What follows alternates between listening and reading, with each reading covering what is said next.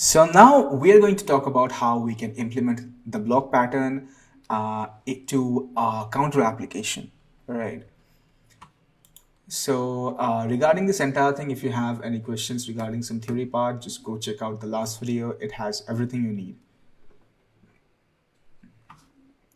So let's start by adding the dependency. So I'm just gonna like go to the terminal and write flutter pub add flutter block. Perfect.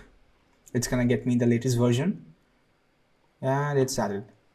So the next thing is that we need to make sure that we have a proper file structure.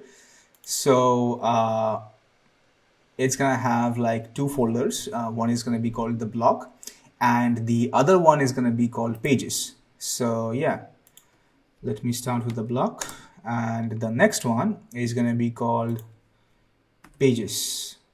I mean, we are just gonna have like one page, but yeah, it's still better to like have a proper file structure.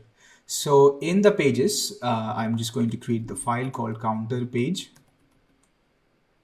This file is going to have the UI.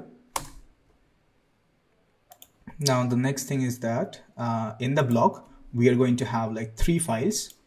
The first one is the counter block. The second one is the counter event. Here we're gonna have both increment and decrement functions. So yeah, make sure you remember that. And the third one is the counter state. Perfect. Let me see if this is added. Yeah, Flutter block has been added. Now the next point is, how about we just start with the main dart a bit. So in the main.dart, we're gonna have like, we need to like wrap this entire thing in this my app part into the block provider. So yeah, let me just cut it out. Let me write block provider. In the create part, we need to add a context. Now that is going to lead to our counter block, which we haven't created. So just like wait for a while till we create everything. I'm just like starting it out at first. So counter block, it's I mean, this class is going to be there in this counter block file. Now in the child, we need to have the my app. Perfect. CHIND looks perfect. Why is it showing me some error? Run app. Block provider. Oh, this shouldn't end here. Yeah, better. Now next, let me just uncomment this part. This is the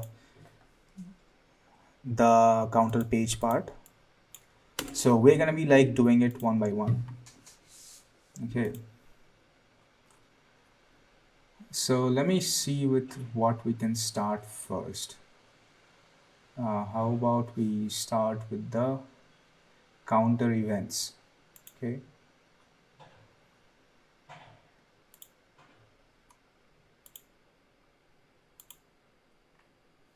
So in the counter event, we need to create the abstract class, abstract class, and I'm going to call it counter event.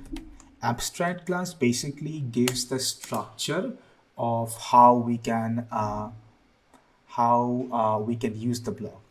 All right, so the only reason why we use abstract class is, I mean, not the only reason, but one of the reasons why we use abstract class is to make sure we have a proper structure while coding, like while coding certain scenarios of the app.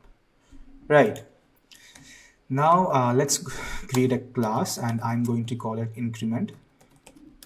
And this extends the counter event. Sorry. Nothing's gonna be in here. Now the next one is gonna be called decrement, and this extends counter event. Perfect.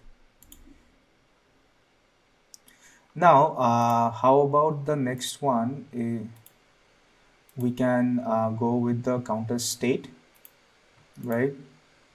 So in the counter state, this is the counter state, right? Yeah, counter state. We need to have another abstract class. It's going to be called counter state. Now inside it, we need to have like create a value. So I hope you know the difference between like final and constant. Like the final variable, if we just create it again, it can be changed, while on the other hand, the constant remains constant throughout like the entire app process. So this is like one of the questions the interviewer might ask you. I mean, if they're like digging deeper into like your knowledge base. So yeah, I mean, in most interviews, what happen is that like they ask you like really basic questions, like for example, the difference between final and constant, what is the like a use of shrink wrap and all. And on the other hand, they also, I mean, sometimes in like really high paying jobs, they also ask you about like some deeper insights on software engineering, or if you want to like do on software testing and all, they also ask you like details of uh, software testing. So just make sure that you like when you are actually preparing for an interview and all, like make sure to just not only go through some complex structures, but also make sure you go through all the basics. Like just open the Flutter docs and make sure to like read everything and make sure you understand everything whatever is in there in not only the major widgets but also like really small widgets. All right, so yeah, moving back, let me create this constructor value. Perfect. Now let's create a class called counter initial. So this is going to extend the counter state. So this is going to provide the initial value of the counter initial. Let me just give it the value of 0. Perfect.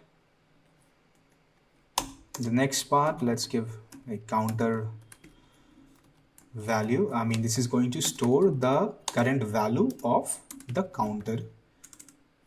So it's going to extend counter state. Now yeah, counter value, let's give it the int value. I mean, this is going to accept the value of int super super value. Perfect.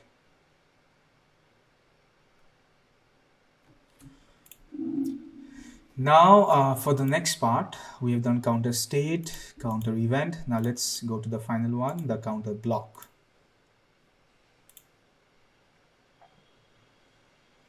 So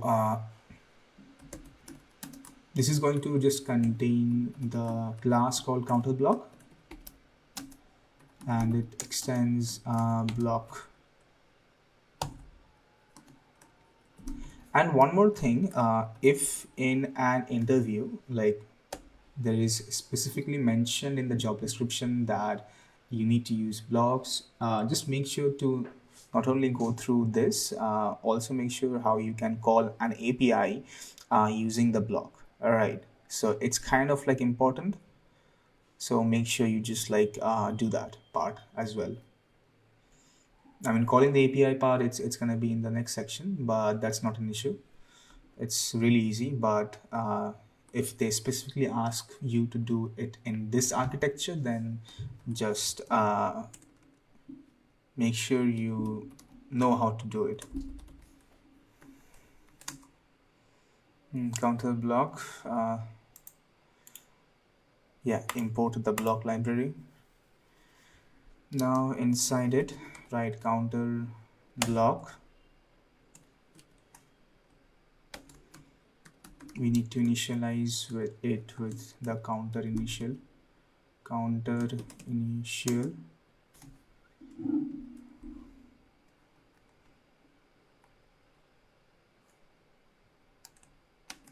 Inside the brackets, let's write on increment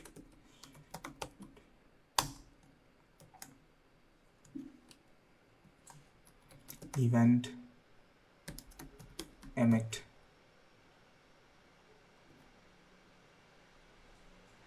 So this is the event, and what is the emit? I mean, it is going to just like change the state, right? If you want to like go through here, you can see like how things, I mean, what exactly are the reason why we use emit. And you can also go back to the last lecture where we explained the theory of emits and all. Anyways, moving on.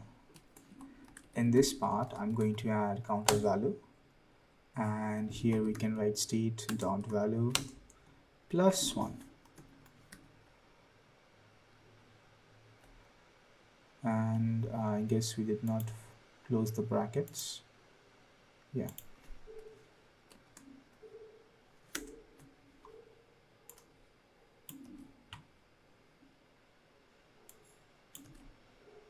Yeah, now it's better. So after this, okay, so right now I have a challenge for you. How about like I showed you how to do this increment part. How about you do the decrement part by yourself, right? Just pause the video and try it out yourself. Okay, so moving on. Let's do the decrement part as well. EC decrement, close this thing.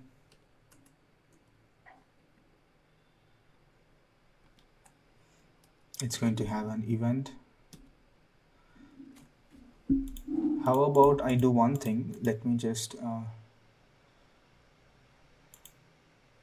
copy this entire part and then just paste it here.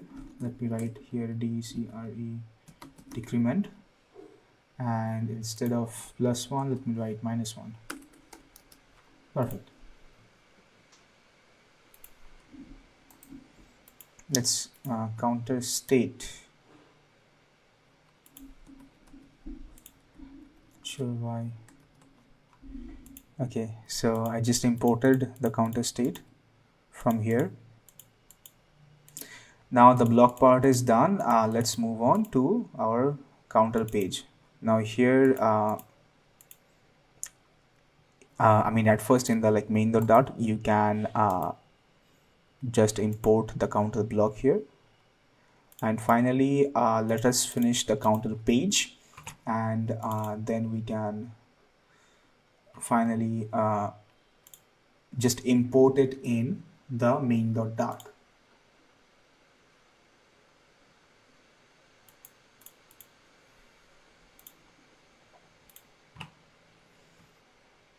All right. So first things first, let me just create a class.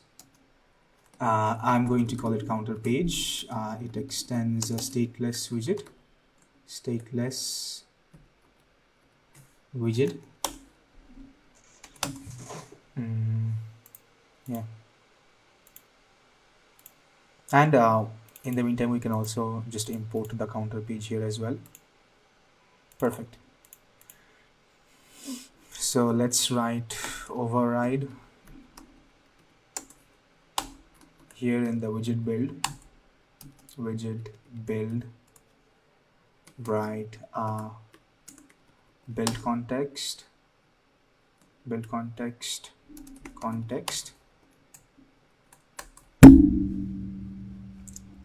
Make sure to return a scaffold. See if only scaffold. Now inside the scaffold, let's go with the app bar first. Put the app bar. In the title, you can write something like, I don't know, text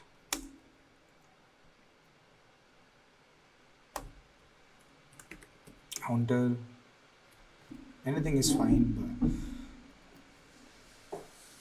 counter app block. Next, in the app bar, you can write here body, and here we need to add the block builder. Inside the block builder, just add the counter block, and next add the counter state. Perfect.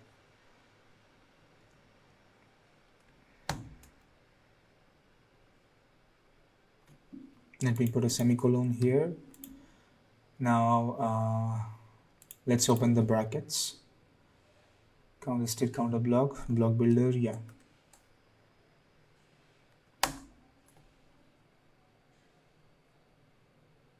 Inside it, write builder.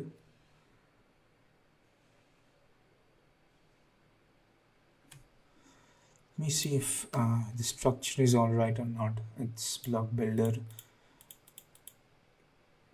Okay, never mind. So over here, first things first, let's go with the builder. In the builder, we need to accept context and state.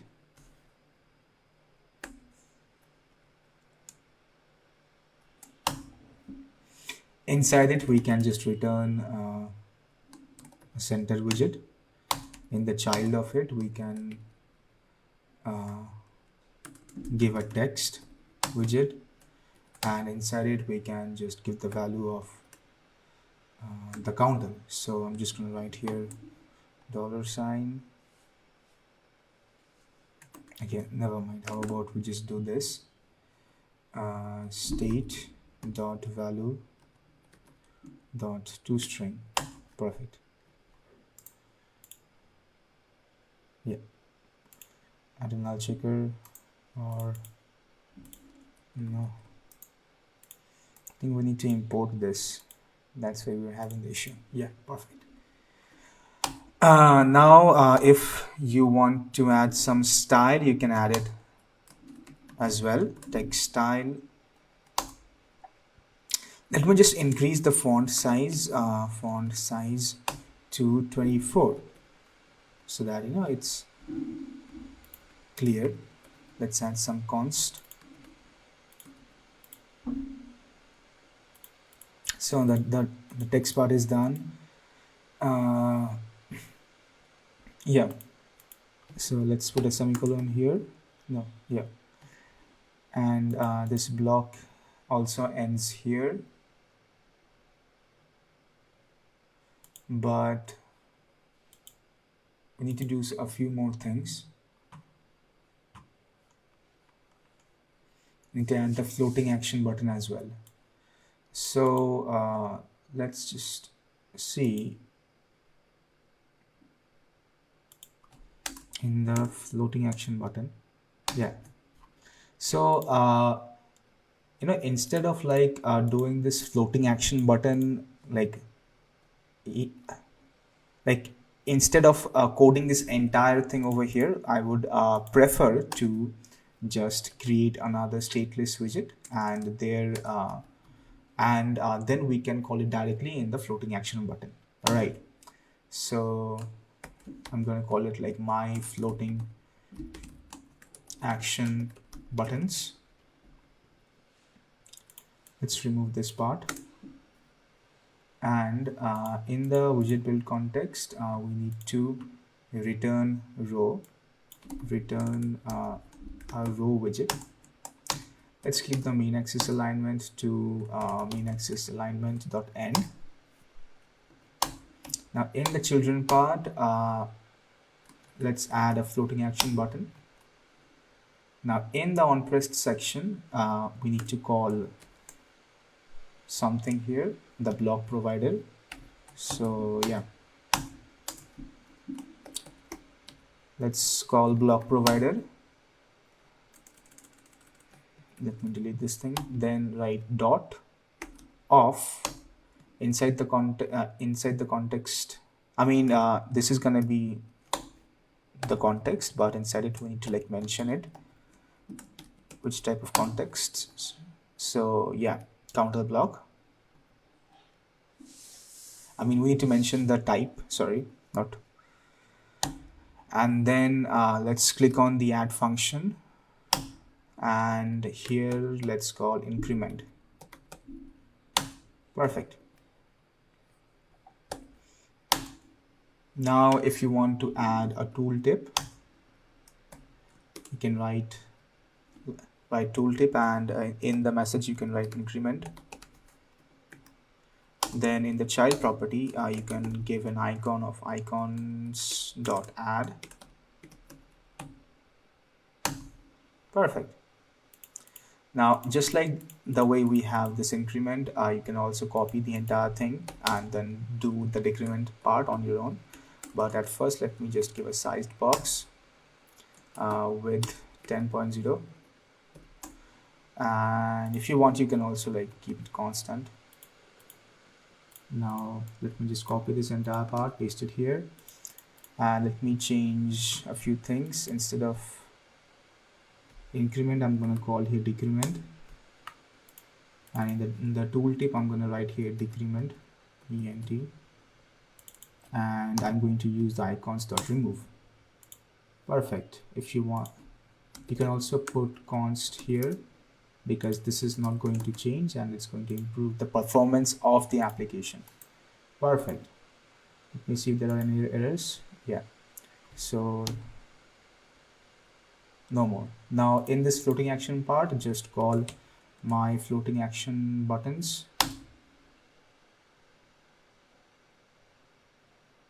Expected it to find a semicolon. No, it's gonna be like comma. Perfect. Now let's run it on Chrome.